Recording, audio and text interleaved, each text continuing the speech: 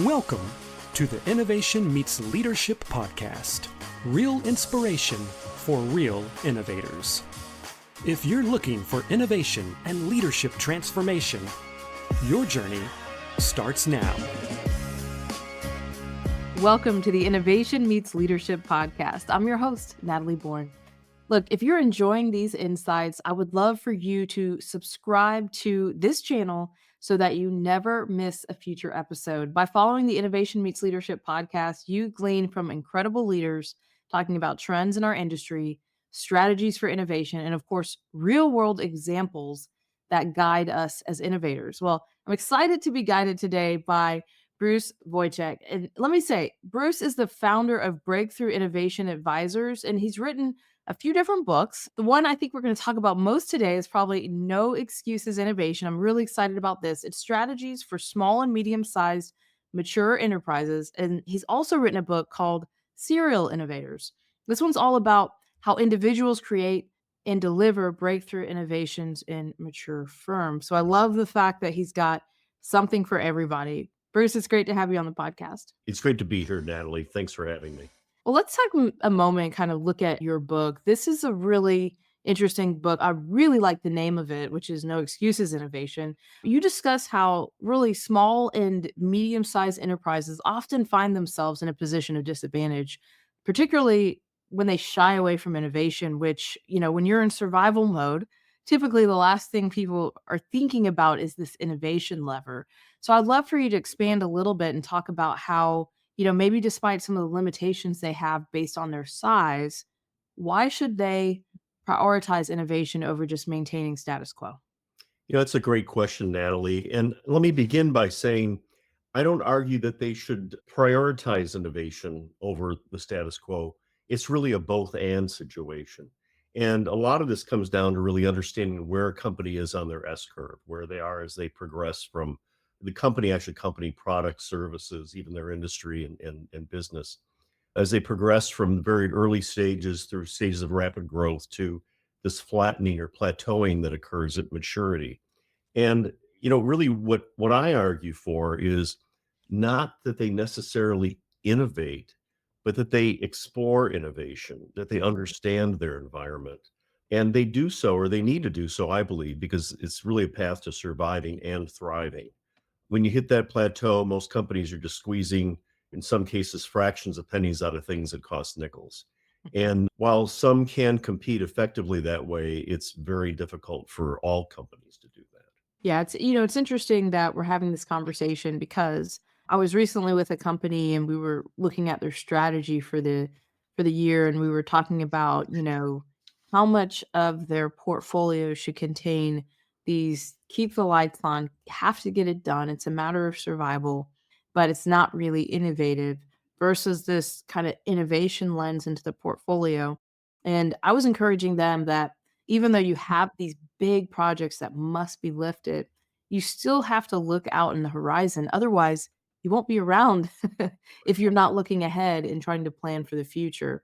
So I'd love to kind of talk a little bit about the path of least risk, because I think when you have limited funding, limited maybe people to kind of move these innovation projects, how do you avoid, kind of this issue or this mindset of constant reinvention versus really truly driving the organization forward with a limited subset of time and money?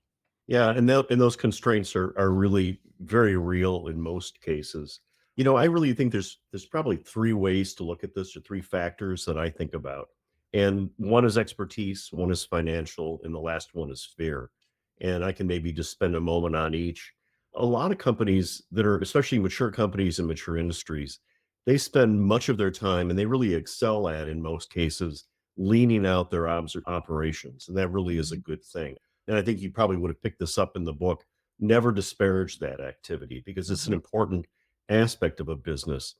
But few of them have that expertise in-house to renew their business.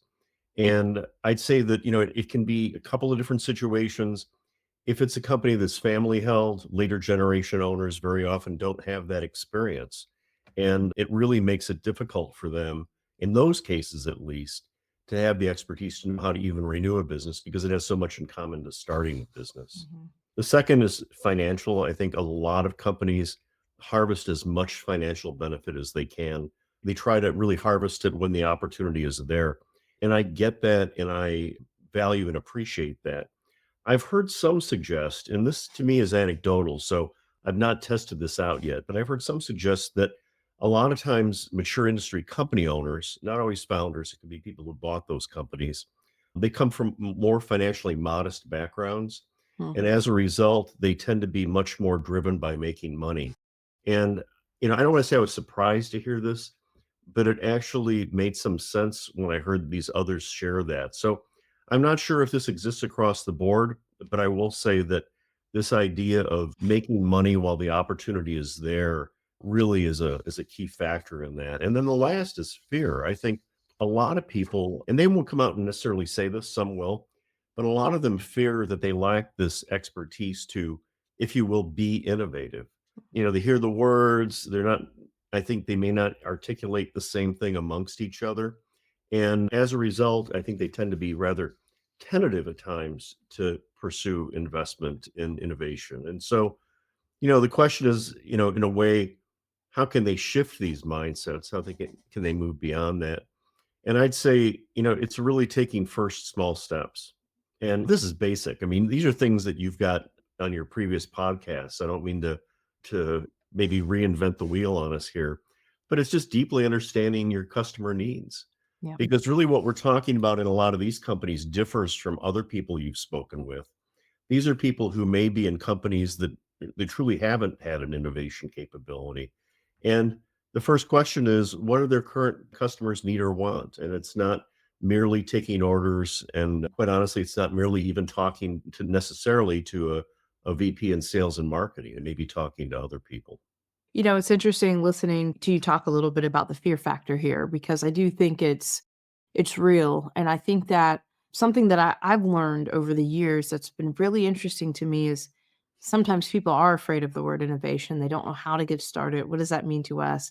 And then I think, maybe they have certain companies or certain leaders in their mind when they think of innovation, which then says, okay, I can't step into innovation because I'm not Elon Musk or Bill Gates or whoever, right?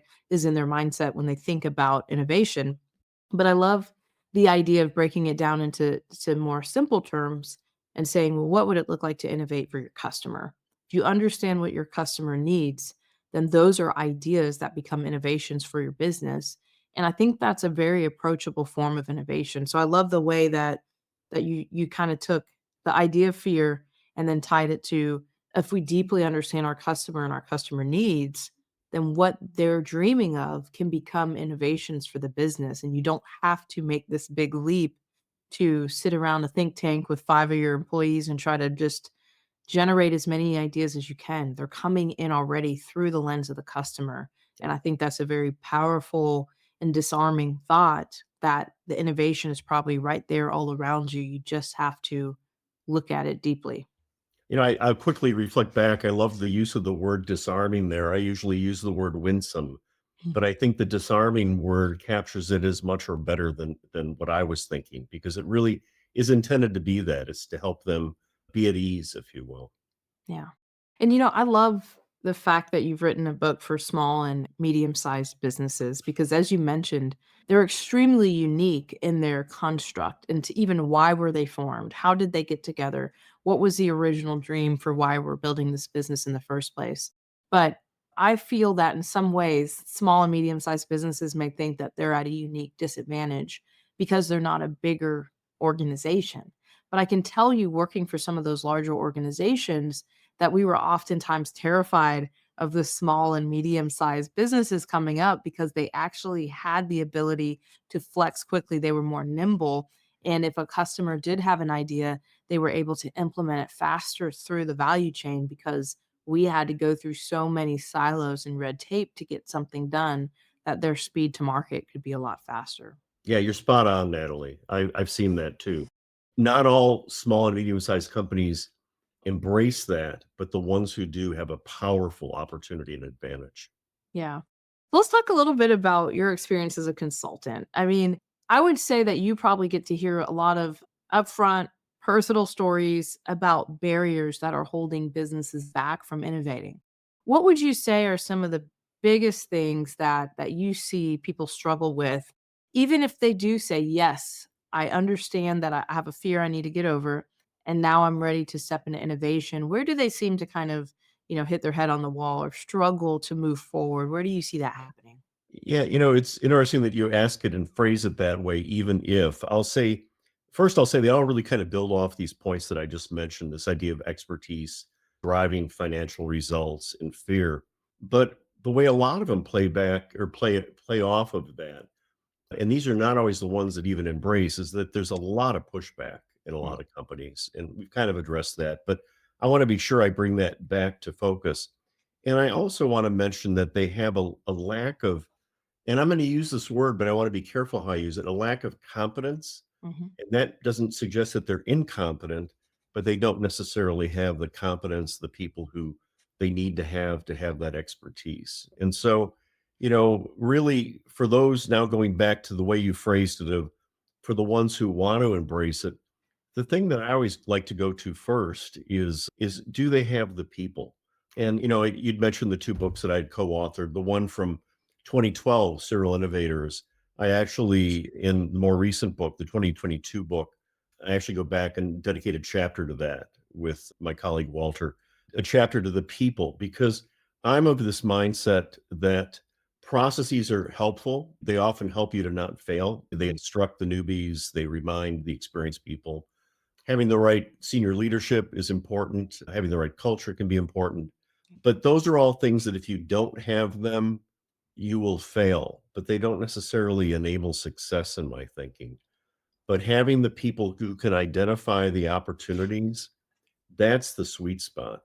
And I don't want to make them sound too out of reach for companies, but it goes back to finding people who, if you will, can collect and connect the dots. mhm. And, this could be an owner.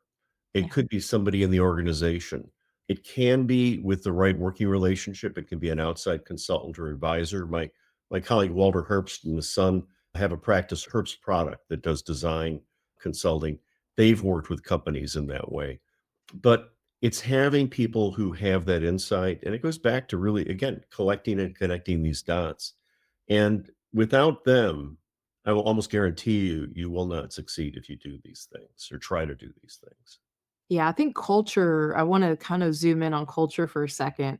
This is such a big challenge in a lot of organizations, so much about culture can unleash or unlock innovation, and so much about culture can stifle innovation, and so what are some principles or some things that you just have seen work well from a cultural setting to really help people to think about how to innovate or unlock innovation?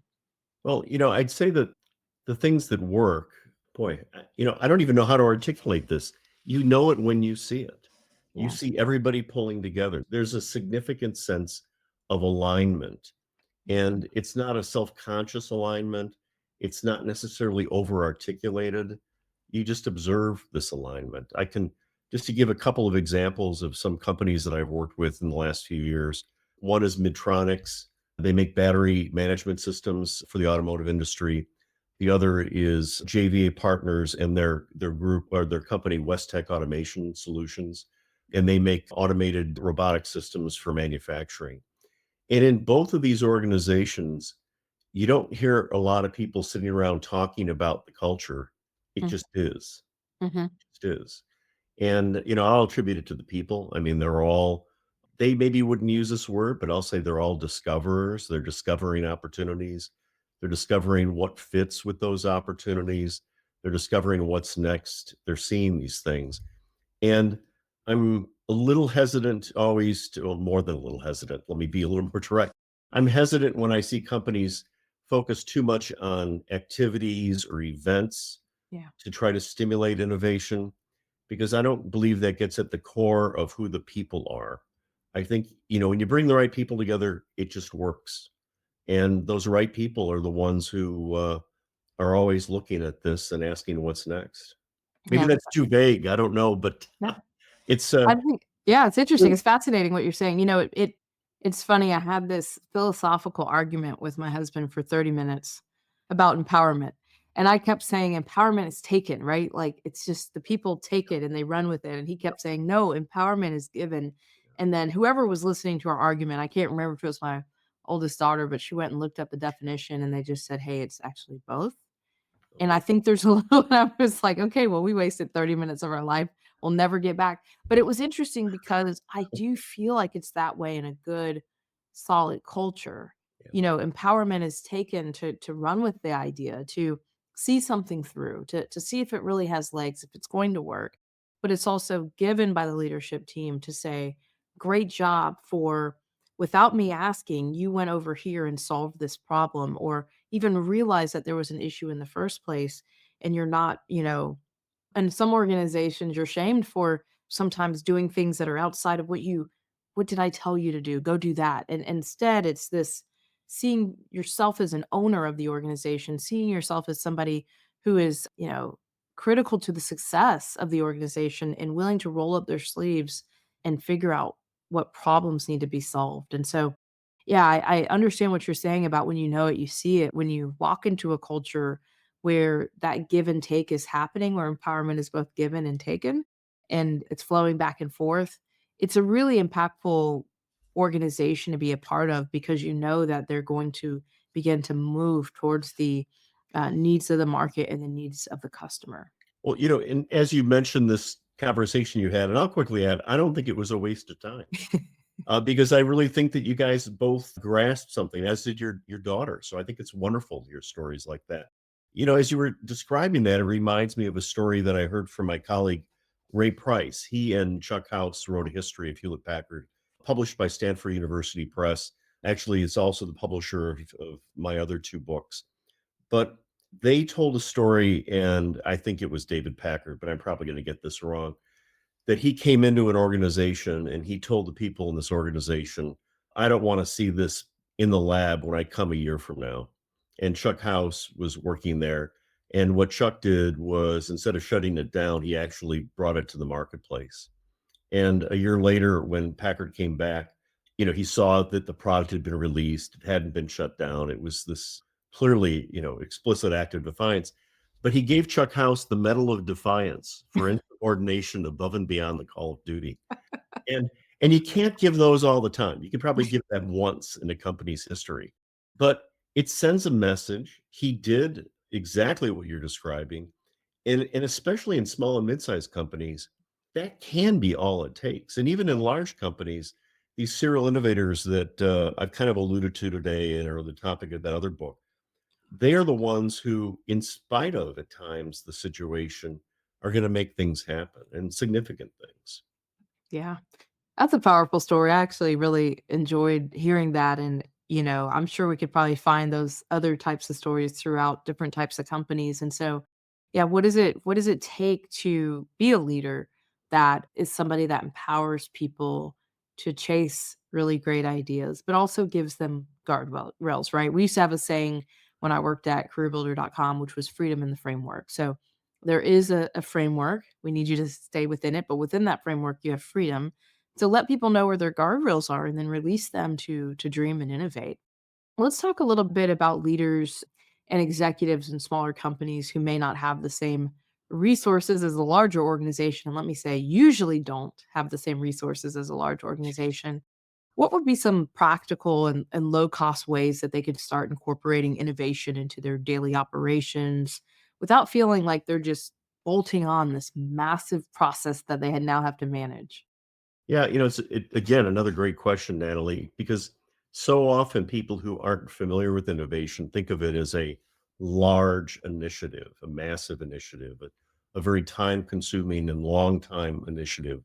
And really, the view that Walter and I present in the book is it's a lot like playing poker. The very first step is kind of like an ante, and it's really exploring the landscape. It can be something that an owner does. It can be something that any individual in the organization can begin to do. And just beginning to ask those questions. It doesn't have to even be, if you will, on company time. Again, we could go off in tangents on this. I'm not even a big fan of this 4 hours a week attitude of companies because the most impactful innovators have just done this on their own, if you Mhm. will. But it's people taking those initial steps. And that ante can be very small. It can be a customer service person talking to a customer. It can be an applications engineer talking to a potential customer and seeing something that others hadn't really thought about. And that can then begin to allow these ideas to emerge and bubble up and develop over time. And then, and this is very standard phase gate. This is very standard design thinking language that I'm using, but you don't need those frameworks to do this. In fact, Mhm. all these behaviors, phase gate, design thinking, they were all being done by the best innovators, years before any of these ideas. They were encapsulated and described with those concepts, but they've existed. And so really it's doing some pretty, I hate to use the word basic because I don't mean to be anything but positive about it, but pretty basic steps of just discovering and exploring and seeing what works. And, again, I don't mean to be dismissive of it, but a lot of people don't do that. And it doesn't take a lot of investment. Now, sure, at some point you may have to invest in tooling, but even that sometimes now with some of these rapid prototyping capabilities that are out there, that even doesn't have to be that expensive. Yeah, well, I love that what we've, I hope, done today is for people who are in that small or mid-sized space, or maybe you're in a large organization, but you don't feel like you necessarily have the ear of all the, let's call it, most important people that will help your idea get pushed through. I love the idea that we can just do one simple thing, leave today with one simple action, which is just spend some time listening to your customers, hearing their needs, hearing their challenges, and asking yourself, am I picking up any types of patterns? And can those patterns be turned into innovations? And again, it doesn't have to be this massive new product or this massive new feature. It can be an incremental innovation that drives the organization forward, or it may be watching your customer use your product and realizing that they're using a workaround. Yeah. And oh man, if we turned that workaround into something real, we could actually have an innovation here. And so I love it because it does demystify. It makes it simple and approachable, which in my opinion, innovation should be simple and approachable Yes. to everyone, especially when you're first getting started. So I love this conversation because we just took a big topic that feels, like a mountain to climb and just said start small, look for patterns and find a way to hear your voice of the customer and make an impact in their life, and that feels so much easier. But guess what? That's innovation. Yeah. That's awesome. Well, I would love for people to find you, follow you, and learn a little bit more about your book. How can they get in touch with you? Sure, they can find me on LinkedIn, Bruce Vojak, Vojak. They can find me at breakthroughinnovationadvisors.com. That's my consulting practice website. They can email me at bvojak, bvojak, again at breakthroughinnovationadvisors.com. And I'd be delighted to talk to anybody who this resonates with. Well, this has been awesome, Bruce. Thank you so much for your time today. Thank you. I appreciate it. Well, to our listeners, thank you for joining the Innovation Meets Leadership podcast. And remember, don't just get out of the box, break the box and set it on fire. Let's go transform something. Thank you for joining us for the Innovation Meets Leadership podcast. Be sure to subscribe to our show on iTunes. Follow us on Instagram or Facebook at Innovation Meets Leadership, and visit our site at innovationmeetsleadership.com for more innovation resources.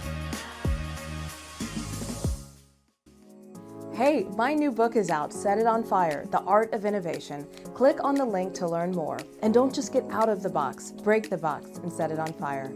Let's go transform something.